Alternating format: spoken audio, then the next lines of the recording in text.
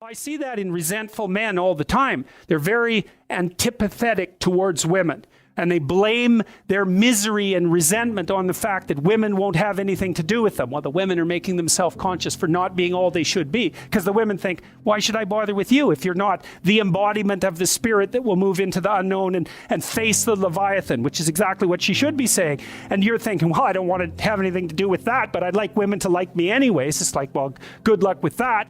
And that's exactly what happens when God finds out that Adam and Eve have become self-conscious. One of the first things he says is, jig's up now, man. You're going to be working forever, toiling forever. It's your destiny. There's no escaping from it. Well, human beings work. What does that mean? They sacrifice the present for the future. And that's partly, as soon as this happens, like the next story, which is Cain and Abel, you see the motif of sacrifice emerge, right? That story circulates around the motif of sacrifice. Sacrifice the present for the future. Well, what's the price you pay? You don't get the present. That's a big price, right? Because what you do is, what you're doing essentially is you're taking all the potential suffering of the future and putting it into the present all the time. Who's more self-conscious, women or men? And the answer to that is, women are more self-conscious than men. And even further, you might say that women taught men to be self-conscious. And I believe that to be the case. Maybe babies taught women to be self-conscious, but women taught men to be self-conscious, and they still teach them that all the time. Because there's nothing that makes a man more self-conscious than to be rejected by a woman that he desires. So the woman is always offering self-consciousness to men, and it isn't necessarily a gift that they exactly appreciate. And that motif, of course, runs through the Adam and Eve story centrally, because Eve is damned forever in some sense for making Adam self-conscious. Well, he didn't want to be self-conscious. Things were pretty good when his eyes were closed and he was wandering around, not worrying about whether he was naked or not. Well, the women became self-conscious. Why? Because of snakes. Well, maybe, right? Maybe that's exactly what happened, you know? So imagine we're being preyed upon for millions of years by predatory reptiles, right? And we become more and more alert to threat and more alert to threat. And then one day we get so alert to threat that we can see threat lurking in the future. And then all of a sudden we become aware of the future, and then we become aware of death, and then we're really self-conscious. But it's pretty good if you want to keep the snakes down, which we've been doing quite successfully ever since then. But it's a big price to pay. We got so damn sensitive to threat that we were finally able to conceive the ultimate threat, not proximal threats, but the fact of threat itself, and the fact of mortality itself, and the fact of finitude itself. And maybe women learned that because they become painfully aware of the mortal limitations of their infants first, right? This small thing could die, could end, and certainly as an object of predation. And the problem again for men with being allied with women and infants is that it also heightens their self-consciousness, because you're a lot tougher and more indomitable, say, if there's just you. But as soon as you have a wife, say, and then you also have an infant, well, all the burden of their self-consciousness and their vulnerability is placed upon you. Well, it's a hell of a bargain. Well, why did men accept the bargain? Well, it's partly because women stood in front of them offering them fruit. Right, well, part of the price that the men paid for that was to wake the hell up. Well, who the hell wants that? It's a lot more calming to remain asleep with no knowledge of the sort of burden of mortality that you would bear if you became self-conscious. So fine, so now they're done with it. The snake and the fruit woke them up, and they can see, and the scales drop from their eyes, and so we can really see. Well, so what does that mean? Half our brain is devoted to visual processing. So as long as our eyes got better, our brain got bigger and bigger and bigger and bigger. What happens when it gets big enough? Well, not only can you see, you can meta-see. You can start to see into the future. Well, that's exactly what happened to us. Not only could we see with our eyes, we could see with our imagination. And our imagination is you can see with your eyes closed, right? Close your eyes, bring up a vision. You can imagine the future. Well, what are you seeing? You're seeing a potential future with your eyes closed. The circuitry's there. Once it's developed, you can use it to imagine. You can project your vision into places that don't even exist, and you can start to conceptualize the future. What happens when you conceptualize the future? Well, I'm spoiling the punchline. You have to work. because you can see the future coming. You think, oh, the future's coming. It isn't just the present anymore. I don't have to just worry about whether or not I'm hungry right now. I'm going to have to worry about whether I'm hungry tomorrow and next week and next month and next year, and for me and for my wife and for my child and for the community. It's like you can forget about your day-to-day existence in paradise at that point.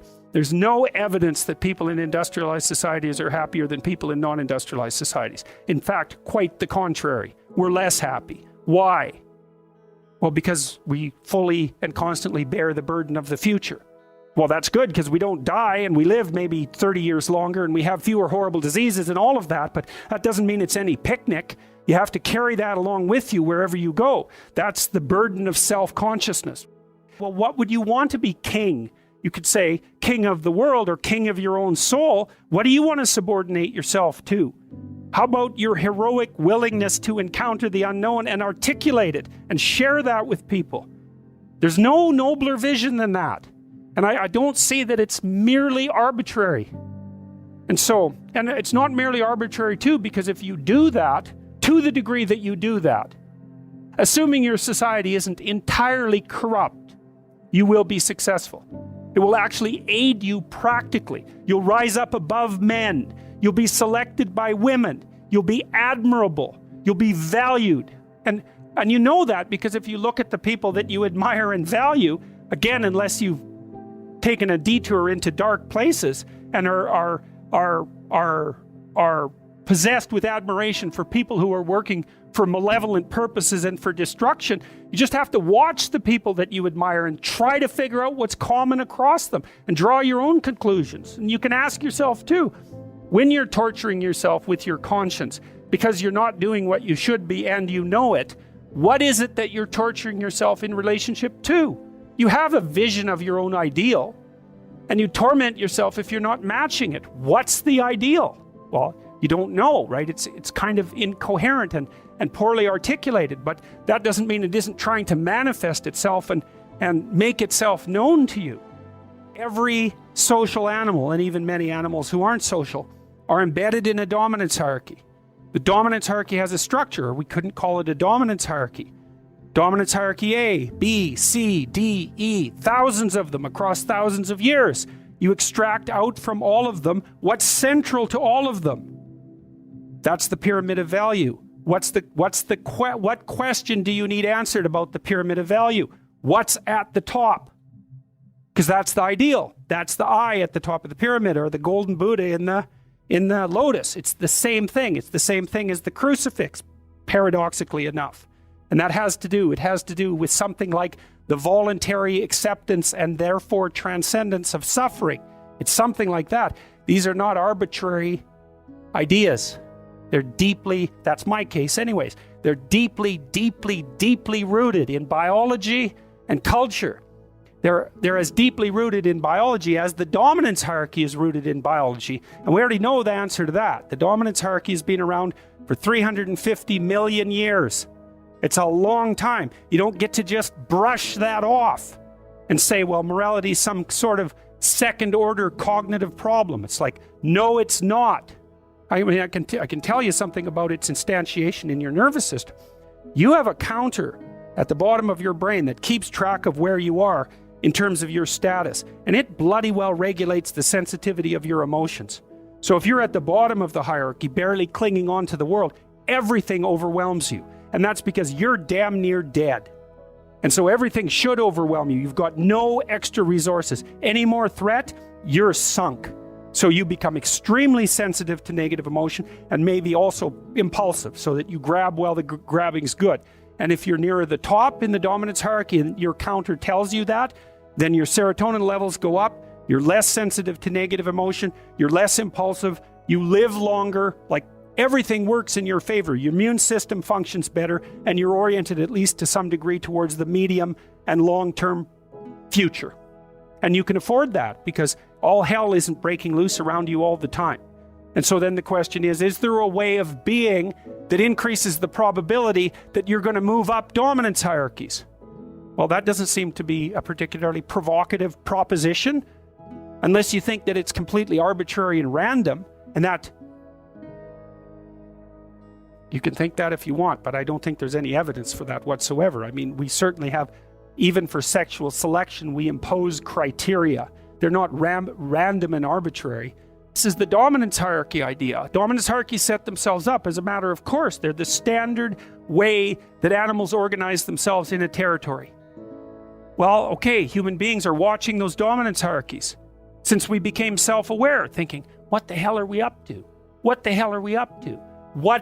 And there's a question that lurks in there. What constitutes acceptable power? What constitutes acceptable sovereignty? Who should lead? Who should rule? What should be at the top? Well, we talked about that. The Mesopotamians figured that out. Speech and vision, that's Marduk. Speech, vision, and the willingness to confront the terrible unknown. That's what should rule. Well, is that an arbitrary idea, or is that a great idea? How could it be any other way? Well, that's what human beings are like. And I don't think that you can read the Mesopotamian story and understand the reference, which isn't an easy thing to do, and fail to draw that conclusion. Marduk has eyes all the way around his head. He speaks magic words. He goes off to fight Tiamat, the dragon of chaos. Well, what's that? That's the reptilian predator that lurks in the unknown. Well, is any of that, is there anything about any of that that stands in opposition to what you would presume if you were just analyzing our situation from a purely biological perspective? We're prey animals, we're predators. We've been threatened by reptiles forever. Why wouldn't we use the predator that lurks in the dark forest or the water as a representative of the unknown? Why wouldn't we harness that circuitry? We already have it at hand, and even more to the point, how could we do anything else? It makes perfect sense. There's very little difference between self-consciousness and shame. In fact, if you do psychometric analysis of the state of self-consciousness, it loads with neuroticism. So it loads with anxiety and emotional pain. So to become self-conscious, what does it mean to become self-conscious? It means you become aware. One way of thinking about it is you become aware of your vulnerability, or another is that you become aware of your insufficiency. Okay, so let's say that you're standing up in front of a crowd talking, and you become self-conscious. What happens? Well, first of all, you can't talk anymore. The second is you kind of fall inside. The third is you feel ashamed. And the fourth is that you retreat and you look down. So it's a low status operation, and it's associated with heightened anxiety. And so then you might say, well, why would you become self-conscious before a crowd? Well, the answer is they can see you, right? And they can judge you. And you can make an error in front of them, and you can make a fool of yourself. So they put you down, that you can display yourself in a manner that ratchets you down the dominance hierarchy. That's to become self-conscious. And so, well, at least you have the advantage of being covered up in front of the crowd. But let's say all of a sudden you're stripped of your clothes. So what's the problem with that? Well, all of your insufficiencies, let's say, are on painful display. You can be evaluated by everyone. But even more importantly than that, if possible, is that clothes actually protect the most vulnerable parts of you. Human beings are upright animals, right? We're very strange animals. You take a cat or a dog, they're basically armored. The part of them that you see, their back is heavily armored, heavily protected. Human beings stretched upright. And so the softest parts of us are there for display.